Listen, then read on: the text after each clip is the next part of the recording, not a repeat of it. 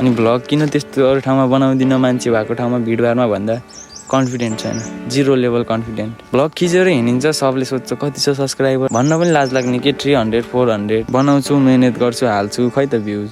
अस्ति video part 1 भनेर हाल्दै थिएँ, खै त्यसमा 50+ भ्युज छ। अनि के गर्ने है, 50+ भ्युजले त हामीलाई त्यत्रो मेहनत गरेको सबै आफ्नो मनै मरिदिन्छ क्या।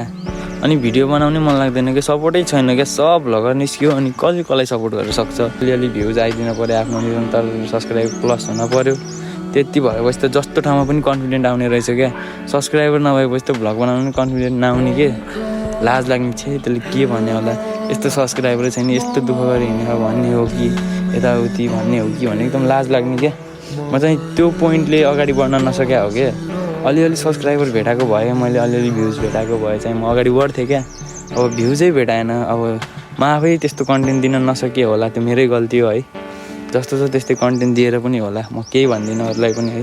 अडियन्सहरू त जे राम्रो देख्यो त्यही हेर्ने, मै उस्तै छु। युट्युबमा जे रमाइलो राम्रो देख्यो त्यही हेरिदिन्छु। अब आफ्नो कोसिस बेस्ट गर्छु। मलाई कन्फिडेन्ट पनि एकदम 0 लेभलमा छ, कन्फिडेन्ट बढाउनु छ।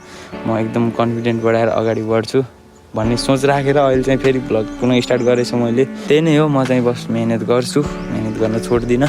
भर्खर स्टार्टिङ हो, अझै कति दुःख भोग्नै छ बाटोमा होइन।